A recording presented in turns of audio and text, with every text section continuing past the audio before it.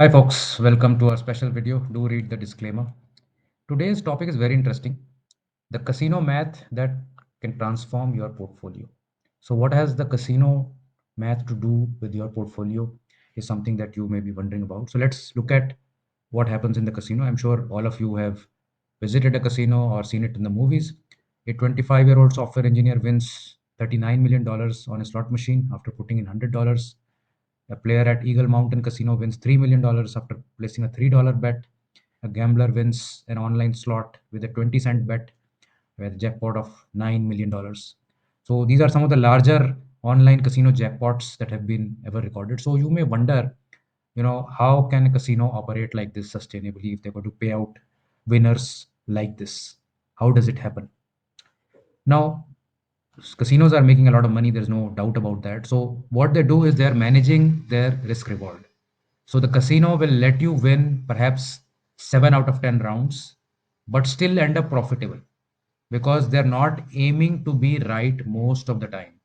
They know that more wins does not equate to more money. And we'll deep dive into this. So, what is the casino's winning formula? Let's say there's a casino X and they do 10 rounds of slot machines with one person, let's say, and the casino wins 3 rounds at $100 each or 100 rupees each, and it made 300 rupees, whereas it lost 7 rounds and it lost only 30 rupees each in each round. So on the winning side, the three trades got the casino 300 rupees.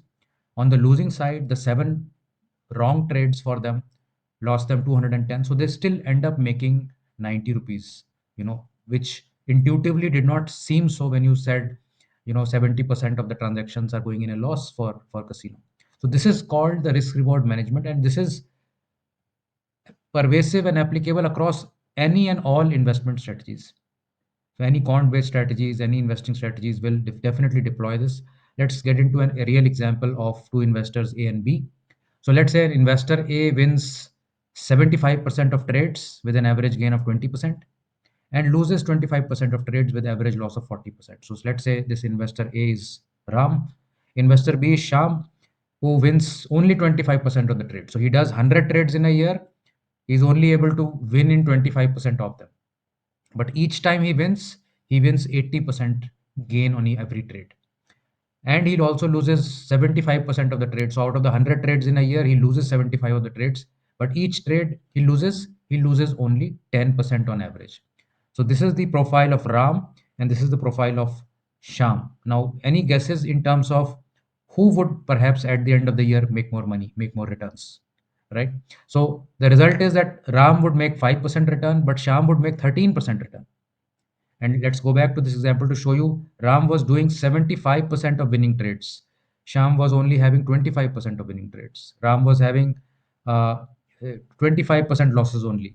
Sham was having 75% losses. Yet Sham won with 13% return. So what is happening here?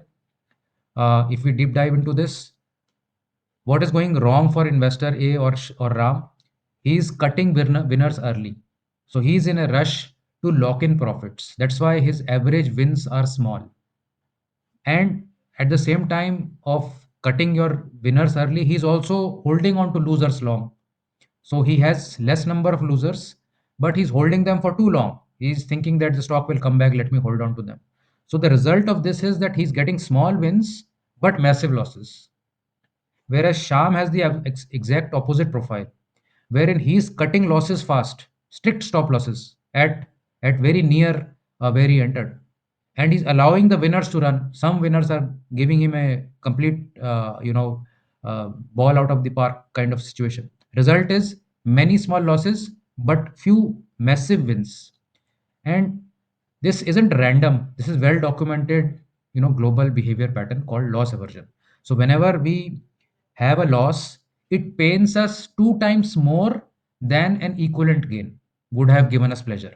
So this is basically, the pain side of our system is two times more impactful than the gain side of our system, and we tend to naturally hold on to losing stocks to avoid pain. Somehow in our mind we think that by not booking a loss we are avoiding loss, because it has not been booked, it has not yet been confirmed on paper, although the loss is still there. Stock has gone from 100 to 60, and we are saying, no, no, let's not book it. It will come back to 100. So we are in our mind, deceiving our mind actually, that we have not incurred a loss. It is only a interim stage. Ultimately, we will win. So that's how we convince ourselves that this loss is actually not a loss, although it is actually a loss.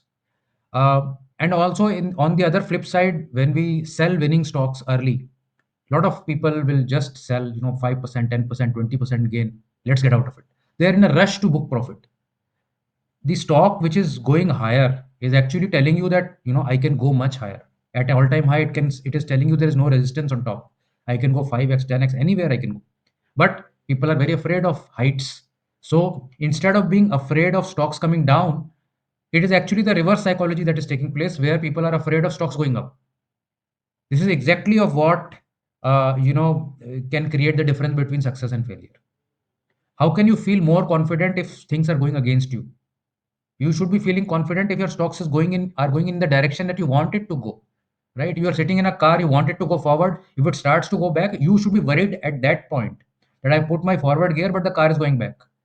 Now I put my forward gear, the car is sprinting ahead. What is the worry? Right? So this is all behavioral, basically biases that we have. So how do we beat this loss aversion? Is by understanding the risk reward. So it is not about being right more often. It is about what happens when you are right. So let's check the math on this. How much win rate do you need? So if you have a 1 is to 3 ratio, let's say you are wrong 75% of the time and you are right only 25% of the time. Okay. You can still break even and do well. With 1 is to 5 ratio, you can be wrong 83% of the time, like you can see here, and still make it if your rewards are large enough.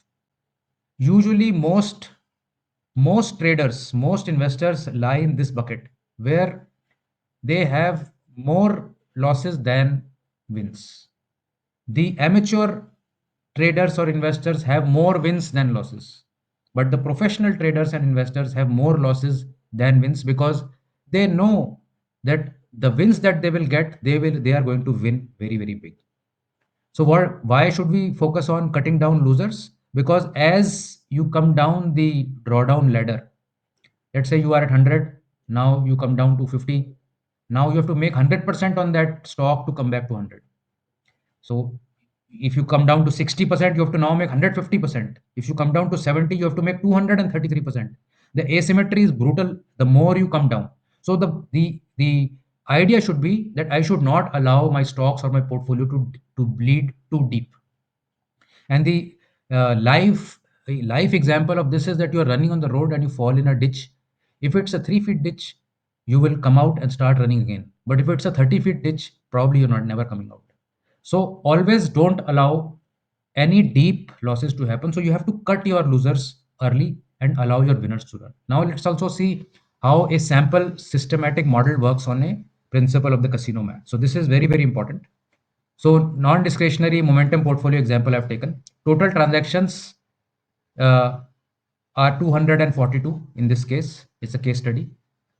Out of the 242 transactions done, 116 are winning trades and 126 are losing trades.